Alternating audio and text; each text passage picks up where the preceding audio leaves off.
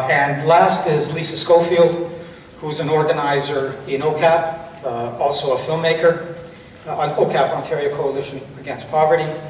And Liisa is currently working with CUPE Ontario on a very interesting program in terms of jointly fighting around the Raise the Rates camp. Liisa?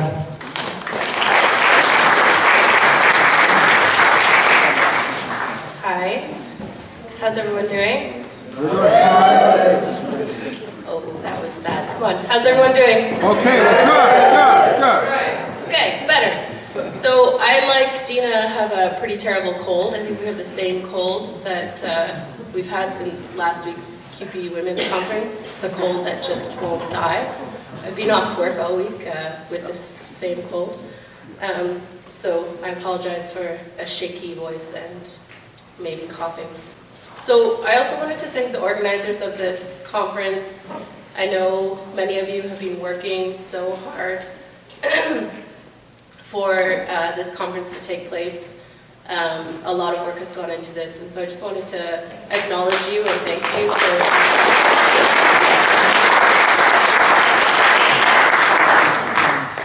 So, and I'm honored to be speaking here today on behalf of the Ontario Coalition Against Poverty. I've been involved with OCAP for the last 7 years or so. I'm a full-time organizer and working closely with CUPE Ontario on the Raise the Rates campaign, which I'm going to be talking about a bit later. I come to doing this work from, on the one side, growing up on social assistance with my mom as a single parent on welfare and then disability, struggling to make ends meet every single month.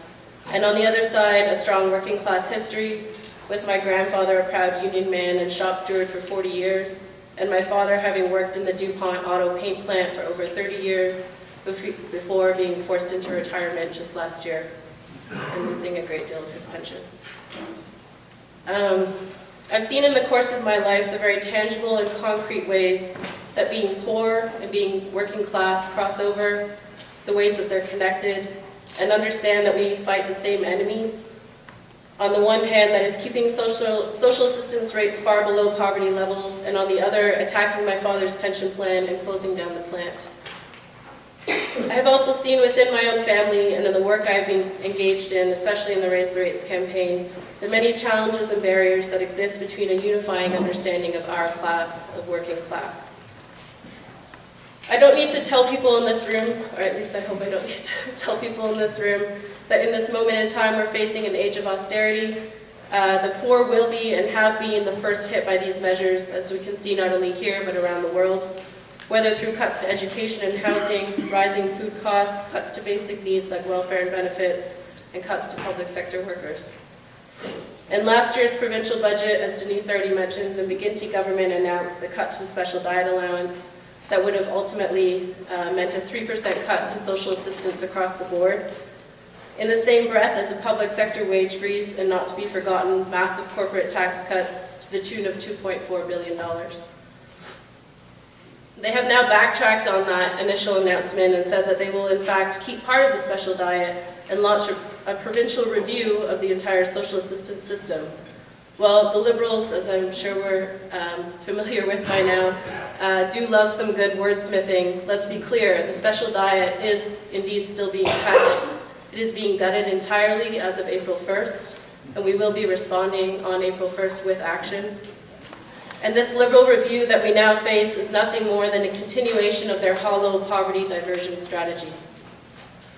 I have to drink some water.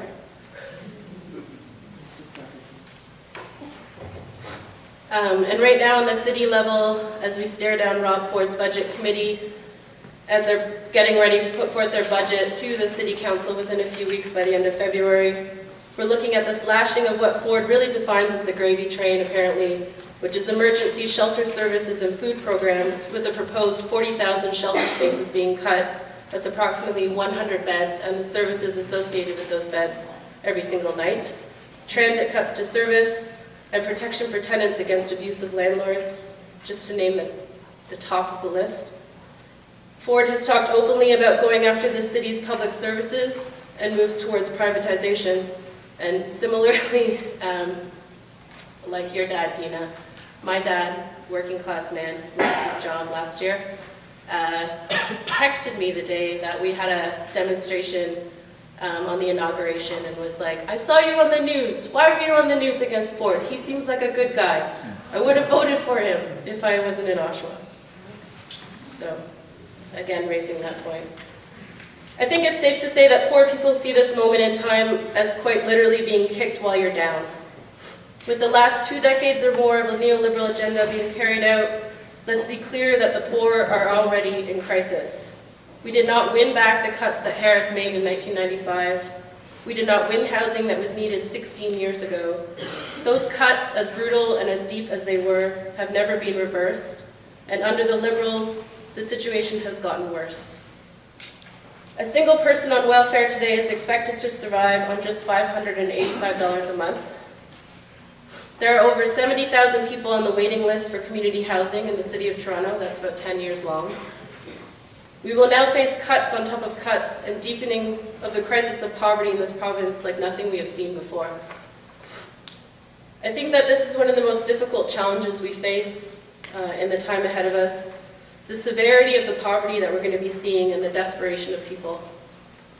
And certainly we'll be challenged more than any time before with this idea of coalition building, how and with whom and to what end.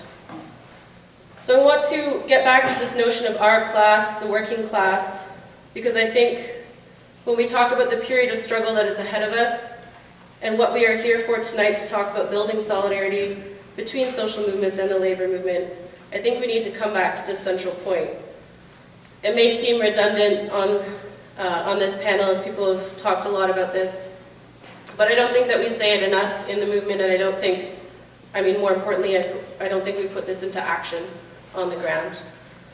The inherent links between poverty, welfare rates, minimum wage, non-status workers, and unionized workers. It is not a coincidence that welfare is cut at the same time as public sector workers are expected to take a wage freeze. It is not a coincidence that right now 1 in 6 workers in Ontario is working at or close to minimum wage, while at the same time, conveniently, the gap between minimum wage and welfare rates is greater now than it ever has been. It is the reality that poor people, especially non-status people, are forced into the lowest paying and most precarious and most dangerous jobs on offer. This undermines social power for all of us, and if we were to develop a fighting strategy for the struggles that we have in our immediate future, we need to have this be our starting point. Sorry. Water.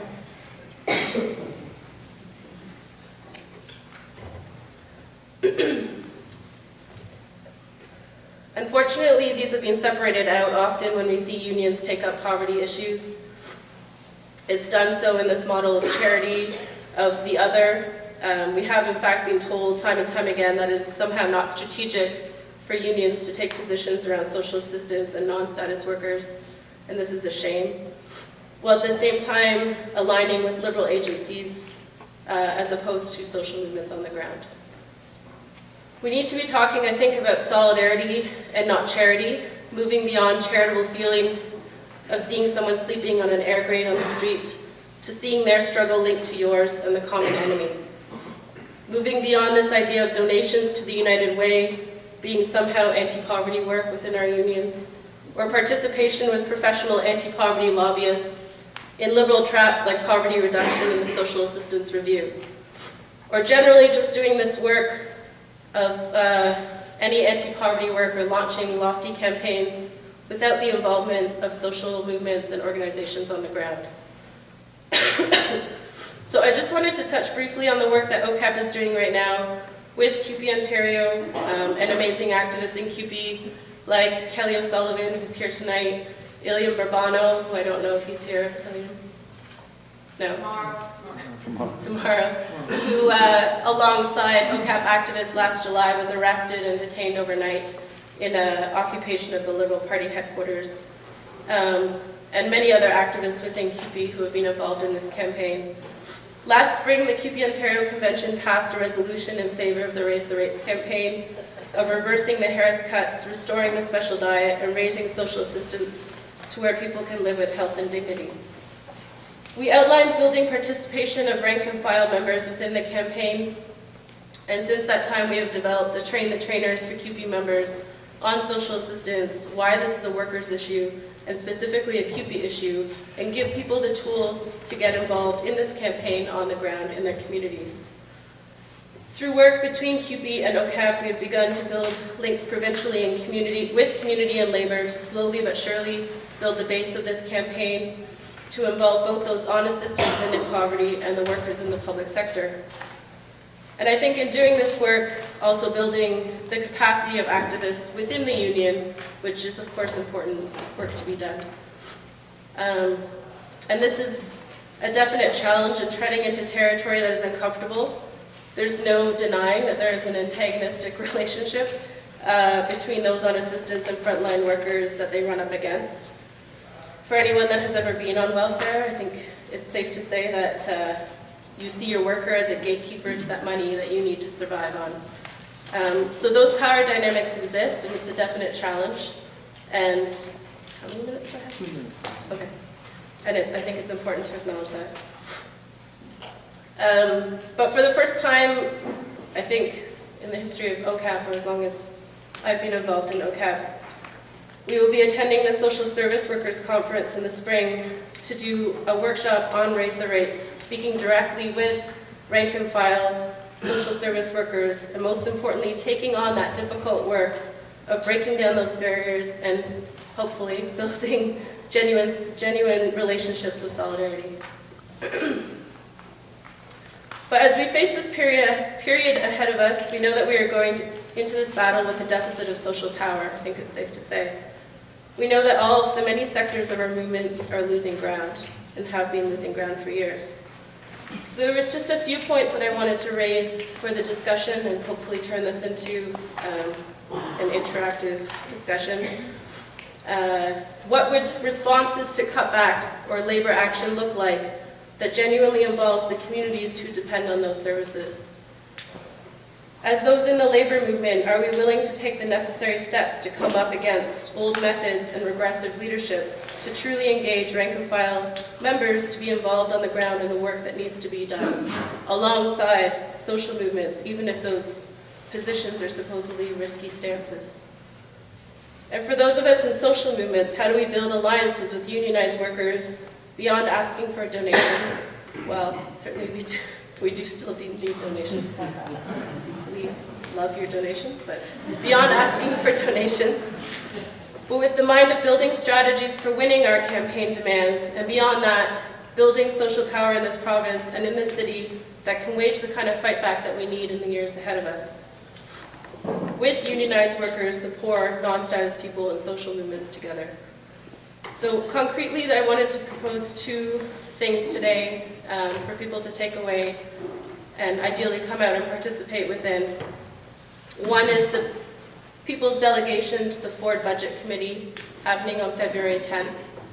This is going to be a delegation of community organizations like No One Is Illegal, OCAP, Disability Action Movement Now, amongst others, Jane Finch Action Against Poverty, going together on February 10th at 10 a.m. at City Hall to the last budget committee meeting of Ford's budget before it goes to City Council, and coming together and bringing our demands and our anger directly to that budget committee meeting. So please join us 10 a.m. February 10th. And I think perhaps we have some materials over there. The second I wanted to propose is April 1st, Raise the Rates Day of Action. So building upon this provincial campaign with CUPE, a day of action on the day that the special diet is set to be gutted, refusing to accept any cuts to build the momentum of raising social assistance rates to where people can live with health and dignity. How powerful would it be if on that day thousands of poor people and public sector workers came together against the provincial government in direct action?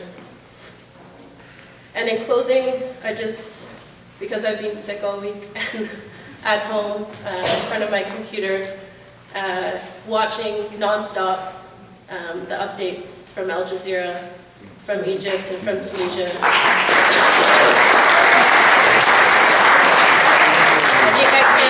I can't not talk about Tunisia and Egypt right now.